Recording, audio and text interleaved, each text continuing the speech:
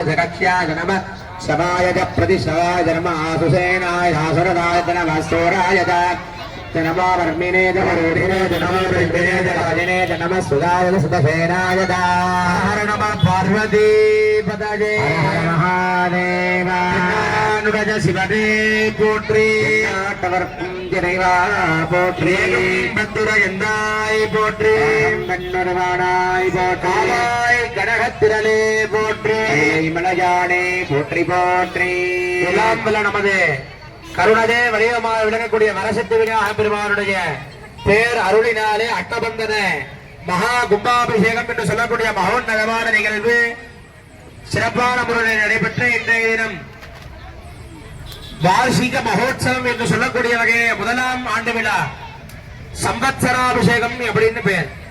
விநாயகப் பெருமானுடைய கும்பாபிஷேக தினத்திலிருந்து பார்த்தோம் அப்படின்னா ஓராண்டு காலம் நிறைவு உள்ள இந்த சமயத்திலே விநாயகப் பெருமானுடைய சாநித்தியத்தை வலுவு செய்யும் பொருட்டாக இந்த மாதிரி சங்காபிஷேகம் பண்றோம். எல்லாத்துக்குமே தெரிஞ்சிருக்கும் 12 ஆண்டுகளுக்கு ஒரு முறை மகா கும்பாபிஷேகம் செய்யணும் அப்படின்னு. எதற்காக இந்த மாதிரி ஆண்டு விழா அப்படின்னு பார்த்தோம் அப்படின்னா 12 வருஷத்துக்கு ஒரு தடவை எல்லாரும் நன்கொடை வசூல் பண்ணி ஊர் மக்களுடைய பெரும் முயற்சியினால கும்பாபிஷேகம் பண்ணிடுறோம். கும்பாபிஷேகம் பண்ணி அந்த தெய்வ சக்திய எந்த தெய்வமாக இருந்தாலும் தெய்வத்தினுடைய தெய்வ சக்தியை அந்த திருமேனியில அருட்சக்தியை ஆவாகனம் செய்து அந்த சுவாமி கும்பாபிஷேகத்துல இந்த கோயிலே இருக்கார். அப்படி அந்த சுவாமியினுடைய தெய்வ சக்தி இந்த ஆலயத்திலே சூரியன் சந்திரன் பசுமாடு வேத மந்திரங்கள் எதுவரை உள்ளதோ அதுவரையிலே இந்த ஆலயத்திலே விநாயகப் பெருமானுடைய தெய்வ சக்தி தெய்வ சாநித்தியம் என்றைக்கும் நிறைந்திருக்க வேண்டி இந்த மாதிரி ஆண்டு விழா விநாயகப் பெருமானுடைய சாநித்தியத்தை வலுவு செய்யும் பொருட்டாக இப்ப நம்ம போன்ல நம்ம என்ன பண்றோம், உதாரணத்துக்கு ஒரு 3 மாசம் ரீசார்ஜ் பண்ணிட்டோம்னா அதுக்கு மறுபடியும் நம்ம ரீசார்ஜ் பண்றோம். அந்த மாதிரி விநாயகப் பெருமானுடைய அருட்சக்திய கும்பாபிஷேகம் 4 காலமாக பூஜை செய்த அந்த தெய்வ சக்தியை ஒன்றிணைந்து 5 யாககுண்டங்கள் அமைத்து அந்த 5 உள்ள அக்னி பெருமானுடைய அனுகிரகத்தினால விநாயகப் பெருமானுடைய தெய்வ சக்தியை ஒரே கலசத்துக்கு கொண்டு வரும். அந்த கலசத்தில் இருக்கிற தெய்வ சக்தியை அந்த விக்கிரகத்துக்கு அபிஷேகம் பண்ணி அந்த விநாயகப் பெருமானுக்கு பூஜை பண்ணிட்டு இருக்கோம். அப்பேற்பட்ட அந்த தெய்வ சாநித்தியம் வலுவு செய்யும் பொருட்டாக விநாயகப் பெருமானுடைய தெய்வ அனுகிரகம் இந்த ஆலயத்திலே என்றைக்கும் நிறைந்திருக்க வேண்டும் என்பதற்காக இந்த மாதிரி ஆண்டு விழா என்று சொல்லக்கூடிய சம்பத்சராபிஷேகம் செய்திருக்கிறோம். அந்த வகையில பார்த்தோம் அப்படின்னா இன்றைய தினம் சங்காபிஷேகம் அஷ்டோத்திரசத சங்காபிஷேகம்னு பெயர். 108 வலம்புரு சங்கை கொண்டு மகா அபிஷேகம். சாதாரணமா அபிஷேக சங்கடாபிஷேகத்தை நீங்க பண்ற மாதிரி பண்ணா போறாத. எதற்காக இப்படி 108 சங்கம் வைக்கிறோம் அப்படின்னா செயல்பாடு ஒன்று அபிஷேகங்கிறது பிரதானம். எதை கொண்டு அபிஷேகம் பண்றோம் அப்படிங்கிறது முக்கியமா இருக்கு. அப்படி நாம என்னன்னு பார்க்கும் பொழுது சாதாரணமா பண்ணக்கூடிய அபிஷேகம் பால், அப்படி பால்ல அபிஷேகம் பண்ணோம் அப்படின்னா எல்லாம் ஆரோக்கியமா இருக்கும். தயிர் அபிஷேகம் பண்ணா ரோகம் எல்லாம் போகும். திருமந்திரத்தை கொண்டு அபிஷேகம் பண்ணா கல்யாணம் ஆகாதவங்க விரைவில் கல்யாணம் ஆகும். மதுநூலை கொண்டு அபிஷேகம் பண்ணா தீர்க்க சௌமாங்கல்யமா இருப்பாங்க.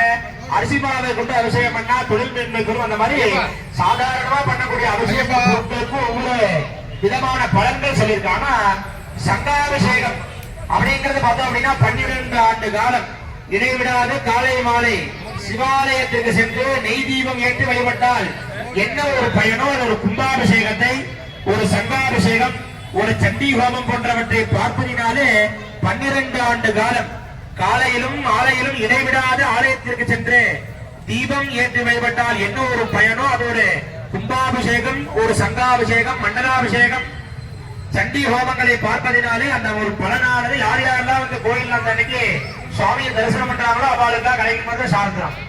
அந்த வகையில நம்முடைய பெருந்துறை பெருமக்கள் அனைவரும் மிகவும் புண்ணியம் செய்தவர்கள். ஏன் அப்படின்னா ஒரு சங்காபிஷேகத்தை பார்த்தால் ஒரு கும்பாபிஷேகம் பார்த்த பலன். அப்படி நம்முடைய பெருந்துறை பெருமக்கள் ஒரு கும்பாபிஷேகம் இது முறை எதுவோ அந்த முறைப்படிதான் எல்லாமே நடந்துருக்கு. ஒரு கோவில் முன்பு சொன்னது போல கும்பாபிஷேகத்துல நிறைய சொல்லியிருந்தோம். ஒரு கோவில் எப்படி அமைக்கணும்னா கருங்கல்லை கொண்டு அமைக்க வேண்டும். கல்லினால் கட்டினால் கையில விட்டு அகலாதார் அப்படிங்கிறாங்க. இந்த ஒரு மனித பிறவி நமக்கு வந்திருக்கு அப்படின்னா புல்லாகி பூடாய் புழுவாய் மரபாகி பல் மிருகமாகி பரவதாய் பாம்பாகி கல்லாய் மனிதனாய் இத்தனை ஜென்மாக்கு அப்புறம் தான் நாம இன்னைக்கு மனித பிறவி எடுத்துருக்கோம். புல்லாகி பூடாய் புருவாய் மரமாகி அப்படின்னு சொல்லக்கூடிய மணிவாசக பெருந்தகையினுடைய வாக்கிற்கிடக்க இத்தனை பிறவி கடந்துதான் நமக்கு மனித பிறவி கிடைச்சது. கிடைத்தற்கரிய பிறவி அப்படிங்கிறாங்க. துர்லபம் பிராபிய மானுஷ்யம். இந்த மனித பிறவி அப்படிங்கறது அவ்வளவு சீக்கிரம் எந்த ஒரு ஜீவராசிகளும் கிடைச்சிடாது. இந்த மனித பிறவியில் நாம என்ன பண்ணணும் அப்படின்னா மோட்சம் முக்திக்கு வழிதான் நாம் தேடணும். அதான் நேற்றைய தினம் மனோன்னதமான சிவராத்திரி வழிபாடு. இந்த ஒரு மனித பிறவி நமக்கு எதற்காக சாமி நமக்கு கொடுத்திருக்காருன்னா, நீ இவ்வளவு ஜென்மம் எடுத்தது போதும்பா, இதுல நீ புண்ணியம் தேடி என்னுடைய பாவத்தை வந்து சரணடைந்துக்கோ அப்படிங்கிற ஒரு ஞானம். மற்ற ஜீவராசி இல்லாதவங்க நமக்கு என்ன ஒரு திறன் இருக்கு அப்படின்னா யோசிக்கிற தன்மை சாமி நமக்கு கொடுத்திருக்காரு. 6வது அறிவு. அந்த மாதிரி இந்த மனித பிறவியில நம்முடைய நோக்கம் என்னவாக இருக்க வேண்டும் அப்படின்னா சிவ வழிபாடு. தெய்வத்தினுடைய ஏதாவது ஒரு தெய்வம், அந்த தெய்வ வழிபாடு தான் நம்முடைய முக்திக்கும் மோட்சத்திற்கும் வழிவகுத்து கொடுக்கும். அந்த வகையில பார்த்தோம் அப்படின்னா எல்லாமே சுவாமியினுடைய திருப்பாத கமலங்களுக்கு போறதுக்கு தான் பிரார்த்தனை. என்ன அப்படின்னா போது எவ்வளவு தடவை இந்த உடல் தான் பேர இந்த இத்தனை ஜென்மா எடுத்தாலும் ஒரு புழுவா பிறகுறோம் அப்படின்னா ஒரு ரூபம். இந்த ஜென்மாவில நம்ம புழுவா இருக்கும், அடுத்து மரமா இருக்கும், அப்புறம் ஸ்தாவரம், மரம், செடி, அப்புறம் மழையா இருக்கும், பூச்சியா இருக்கும், இந்த மாதிரி பறவைகளா இருக்கும். எல்லாம் அந்த பறவை மரம் என்று சொல்லக்கூடிய அந்த பிறப்பு தான் வேறே தவிர ஆன்மா ஒரே ஆன்மா தான். இத்தனை ஜென்மா கடந்து வந்த ஆன்மா தான், அதே ஆன்மா தான் இன்னைக்கு நம்முடைய மனித பிறவி எடுத்து. அந்த ஆன்மா வந்து சாமி வந்து போதும் பாணி எடுத்தது, இனிமேல் வந்து என்னுடைய பாத கமங்களை சரணடைந்துக்கோ போதும் அப்படிங்கிற ஒரு வழிவகுத்து கொடுக்கக்கூடிய ஒரு பிறப்பு தான் மனித பிறவி. அதுக்கு என்னென்ன வழி அப்படின்னு நம்ம அப்படி பெரியவங்க சொல்லி வச்சுட்டு போயிட்டாங்க. புள்ளினால் வருடம் கோடி, புது மண்ணினால் 10 கோடி. இப்போ ஒரு கோவில் இருக்கு, சுவாமி நம்ம இறை வழிபாடு இருக்க வேண்டும் அப்படின்னா கோவில் ஊரிலே குடியிருக்க வேண்டும் அப்படின்னு பெரியவர்களுடைய வார்த்தை. அந்த மாதிரி ஊருக்கு ஒரு கோவில் இருக்க வேண்டும்.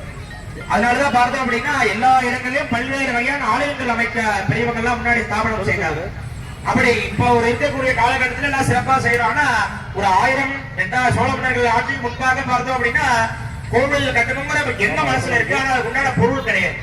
ஒரு புள்ளி கொண்டு கோவில் இப்பயும் சில கிராமத்துல கிராம தெய்வங்களுடைய கோவில் பார்த்தீங்க அப்படின்னா அடர்ந்த கொடி நடுவுல தான் ஒரு சின்ன குழந்தைகள்லாம் இருந்தா சுயம்பு சுவாமியா தான் இருக்கு. ஒரு பெரிய ஒரு மரம் இருக்கும், புளிய மரமா இருக்கும், ஒரு செடி கொடி படர்ந்து இருக்கும், கோபுரம்லாம் இருக்கு. அந்த புல்லுக்கு நடுவுல தான் சுவாமி இருக்கு. அப்ப அந்த புள்ளினால் வருடம் கோடி, ஒரு புள்ளை கொண்டு கோவில் நிர்மாணம் பயணம் செய்தோம் அப்படின்னா வருடம் கோடி, 1 கோடி ஆண்டு காலங்கள் நாம கைலாசம் இருக்கிறதா அதிகம். புது மண்ணினாலே 10 கோடி, ஒரு மண்ணை கொண்டு கட்டக்கூடிய ஆலயம் 10 கோடி ஆண்டுகள் கைலாசத்திலே சிவபெருமானுடைய சரணாகரியிலேயே நாம் இருக்கலாம். புள்ளினால் வருடம் கோடி, புதுமண்ணால் 10 கோடி, செல்லுமா ஞானம் தங்கள் செங்கலால் 100 கோடி அப்படிங்கிறார். இந்த சென்று கொண்டே இருக்கக்கூடிய ஞானம் என்று சொல்லக்கூடிய உலகத்திலே செங்கலால் ஒரு பெரும்பாலும் எல்லா கோயிலும் எதுல கட்டுறாங்க அப்படின்னா செங்கலை கொண்டுதான் கட்டுறாங்க. அந்த செங்கலை கொண்டு கட்டக்கூடிய ஆலயம் பார்த்தா 100 கோடி ஆண்டுகள் சுவாமியுடைய பாதாரத்திலே நாம் இருப்போம். கைலாயத்திலே நம்ம சாமியோடு இருப்போம் 100 கோடி ஆண்டுகள். அல்லிடம் குழலாய் ஆலயம் அடம் நமக்கு அப்படிங்கிறாங்க. இப்பயும் பார்த்தீங்கன்னா சிறப்பான முறையில சிறந்த மடாலயம்லாம் இருக்கு. திருவாரூரை மடமாகட்டும், தருமபுரி மடமாகட்டும், நம்முடைய பல்வேறு வகையான மடாதிபதிகள்லாம் இருந்துட்டு இருக்காங்க. என்ன அப்படின்னு பார்த்தோம் அப்படின்னா இப்பதான் இத்தனை கோவில்கள் எல்லாமே. முன்பு காலத்துல ஏதாவது ஒரு பெரிய கோவில் இருக்கும், அப்புறம் இந்த மாதிரி மடம் தான் பெரிய சத்திரம் அப்படின்னு சொல்லுவாங்க. அங்க போனா யார் எங்கிருந்து வெளியிருந்து யார் இருந்தாலும் அவளுக்கு பிரசாதம் சாப்பாடு அன்னம்லாம் கலந்துவாங்க. அந்த மாதிரி மடமானது இருந்தது. செங்கல்னால கோவில் கட்டம்னா 100 கோடி ஆண்டுகள் கைலாசம் இருப்பாங்க. 100 கோடி ஆண்டுகள் பிறகு சுவாமி கிட்டே இருக்கணும் அப்படின்னா கல்லினால் கட்டினால் கைலாசம். எவர் ஒருவர் கருங்கல்லை கொண்டு ஆலயம் அமைத்து கும்பாபிஷேகம் செய்து பூஜை நெறிகளை இடைவிடாது பின்பற்றி வருகிறார்களோ அவர்கள் கைலாயி விட்டு அகலார் தாமே அப்படிங்கிறாங்க. இல்ல அப்படி ஒரு கருங்கல்லை கொண்டு கும்பாபிஷேகம் யார் வந்து முன்னின்று அந்த கும்பாபிஷேகத்தை செய்யறாங்களோ, கும்பாபிஷேகத்தை பார்க்கிறாங்களோ, அந்த கும்பாபிஷேகம் ஏதாவது ஒரு சிறு பங்களிப்பு தங்களால அந்த கும்பாபிஷேகம் தராங்களோ அவங்க இந்த ஜென்மாக்கு அப்புறம் சுவாமியினுடைய கைலாயத்திலே தான் இருக்கிறதா ஐதீகம். அந்த வகையிலே முறையான அமைப்பை கொண்டு கட்டப்பட்ட நம்முடைய விநாயகர் பெருமாளுடைய ஆலயத்திலே 4 கால யாக பூஜை திருமுறையிலே சொல்லிய வண்ணமாக நான் மறை ஓதி ஐவகை வேள்வி என்ற வாக்கு சிந்தாதி புராணத்திலே சொல்லும் பொழுது அந்த வகையிலே விநாயகர் பெருமாளுக்கு 5 யாக குண்டங்கள். நான் மறை ஓதி, மறை அப்படின்னு பார்த்தோம்னா வேதம் என்று பொருள். திக்வேதம், எதிர்வேதம், சாமவேதம், அதர்வன வேதம் என்று சொல்வார். அந்த வகையிலே அதான் திருமலைக்காடுன்னு பேரு வேதாரணம். நான் மறையோதி 4 வகையான வேதங்களை கொண்டு மகா கும்பாபிஷேகம் செய்யும். வேதங்களை என்ன சொல்லியிருக்கோ அதனுடைய சான்றுதான் திருமுறைகளை தவிர திருமுறைகள் எதுவும் சொல்லப்பட கிடையாது. வேதங்களிலும் சிவாகமங்களிலும் என்ன ஒரு செயல்பாட்டு முறைகள் சொல்லியிருக்கிறதோ அதனுடைய இப்போ ஒரு பழம் இருக்கு, ஒரு ஆப்பிள் நம்ம அப்படியே சாப்பிடுறோம், அதை ஜூஸ் போட்டு குடிக்கிற பாத்தீங்கன்னா அந்த மாதிரி இதுல என்ன சொல்லியிருக்கோ அதை தான் திருமுறைகளை சொல்லிருக்கே தவிர திருமுறைகள் என்றைக்கும் பிரதிநிதி கிடையாது. அந்த மாதிரி வேதத்துல சொல்லியிருக்கு. அந்த வகையில தான் திருமுறையில வந்து ஐவகை வேள்வி அப்படிங்கிறாங்க.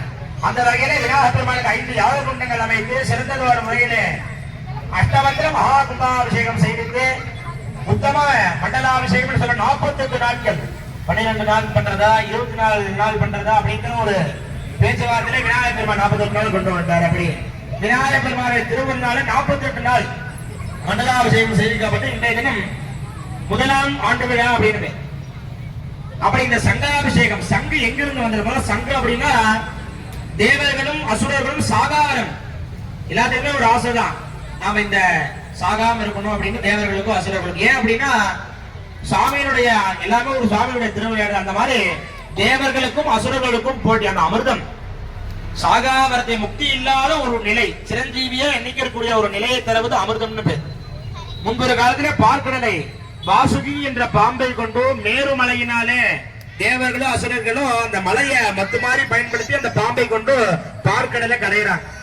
அப்படி கடையும் பொழுது அந்த கடல்ல இருந்து பாத்தீங்கன்னா 16 வகையான பொருட்கள் வருது.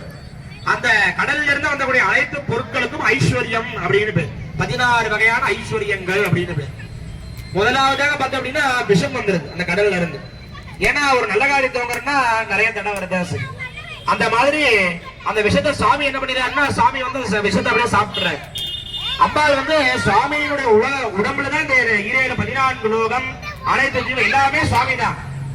அப்படி அந்த சுவாமி அந்த விஷத்தை பெறுகின்றாருன்னா எல்லாமே ஸ்தம்பிச்சு போயிடும். அப்படிங்கிறதுனால அம்பாள் சுவாமியுடைய கண்டத்தை கழுத்தை இப்படியே பிடிச்சிரு. அதனாலதான் சுவாமிக்கு நஞ்சுண்டேஸ்வரர் அப்படிங்கிற திருநாமம்ல பல்வேறு இடங்கள்ல. முதலாவதாக விஷம் வந்தது. அடுத்து சங்கு என்று சொல்லக்கூடிய மகோன்னதமான ஒரு பொருள் வந்து கடல்ல இருந்தா வந்தது. சங்கு பார்த்தோம் அப்படின்னா மகாலட்சுமி மகாவிஷ்ணுடைய அம்சம். எந்த இடத்திலே வலம்புரி சங்கை கொண்டு அபிஷேக ஆராதனைகள் நடைபெறுகின்றதோ அந்த இடத்துல மகாலட்சுமி நீக்கமர நிறைந்து வாழ்வதாக சாஸ்திரங்கள் சொல்றது. அதற்கு அடுத்தபடியாக தேவலோக விருட்சம் என்று சொல்லக்கூடிய கல்பக விருட்சம், காமதேனு போன்ற பல்வேறு வகையான சந்திரன் மகாலட்சுமி கடல்ல தான் வந்தாங்க. அப்படி அந்த பொருட்கள்லாம் வந்து இறுதியா அமிர்தம் வந்து கிடைக்கிறது. அந்த வகையில வந்து ஒரு சங்கு பார்த்தோம் அப்படின்னா பாஞ்சஜன்யம் அப்படின்னு பேர். பெருவாக பாத்தீங்கன்னா சங்கு சக்கர வச்சிருப்பார். அந்த சங்கருக்கு திருநாமம் பாஞ்சஜன்யம். பாஞ்சஜன்யாத வித்மஹே பவன ராஜாய தீமஹே அப்படிங்கிறது வேதம். அந்த பெருமாளுடைய கையில் இருக்க சங்குக்கு பாஞ்சஜன்யம்னு பேர். 1000 இடம்புரி சங்கம் கொண்டு அபிஷேகம் சமமானது ஒரு வலம்புரி சங்கம். 1000 வலம்புரி சங்கை கொண்டு அபிஷேகம் செய்வது ஒரு கோமுரி சங்கம் அப்படின்னு சொல்லுவாங்க. 1000 கோமுரி சங்கை கொண்டு அபிஷேகம் செய்வது ஒரு பாஞ்சஜன்யத்தில் செய்த பலன் அப்படிங்கிறது சாத்திரம்.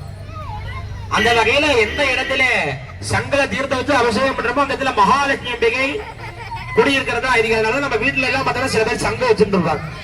அந்த சங்கம் நம்ம அப்படியே சாமி ரூம்ல வச்சிடலாமா? கிடையாது. ஒரு கிண்ணத்துல ஒரு அரிசியோ நெல்லோ போட்டுதான் இருக்கணும். ஒரு துண்டு விரிச்சு அதுக்கு மேல அந்த ஒரு பாத்திரம் வச்சு அதுல நம்ம அரிசியோ நெல்லோ நிரப்பி அந்த சங்கல தீர்த்தம் வைக்கணும். கங்காதி புண்ணிய தீர்த்தம். நான் கங்கையில இருந்து கொண்டு வந்து தீர்த்தம் சேர்க்கறது ஒண்ணுதான். ஒரு சங்கம் எடுத்து அதுல நீங்க சாதாரண பைப்ல நீங்க முடிச்சு ஊத்துனீங்கன்னா அந்த இடத்துல கங்கை முதலான அனைத்து புண்ணிய நதிகளும் அந்த சங்க தீர்த்தத்துல வந்துருதா இது. அதுல துளசி தாமரை இதழ்களை போட்டு வழிபாடு செய்வது மிகுந்த பலனை தருதா சாஸ்திரம் சொல்றது. அந்த வகையில விநாயகர் பெருமானுடைய தெய்வ சாநித்தியத்தை வலுவு செய்யும் பொருட்டாக இன்றைய தினம் 108 சங்காபிஷேக விழாவில் நடைபெற உள்ளது. இப்பொழுது வரசித்தி விநாயகர் பெருமானுக்கு 16 வகையான பால் முதலான பண்டிதர் வரை அனைத்து திரவியங்களை கொண்டு மகா அபிஷேக பூஜைகளும், அதே நேரத்தில் யாகசாலையிலே இறைவனால் இயற்கையாக படைக்கப்பட்ட 108 வகையான மூலிகை பொருட்கள், பல வர்க்கங்கள், நவ தானியங்களை கொண்டு மகா யாக வேதிகள் நடைபெற உள்ளது. ஆகையினாலே அனைத்து அன்பர்களும் அபிஷேக பூஜையில் பங்கு கொண்டு அதே சமயத்திலே யாகசாலையிலே திரவிய ஹோமங்கள் நடைபெறும் என்பது அன்போடு கேட்டுக்கொள்கிறோம். இப்பொழுது வேத பெருமானுக்கு சிறப்பான முறையிலே அபிஷேக பூஜைகள் நடைபெற உள்ளது. திருச்சிற்றம்பலம்.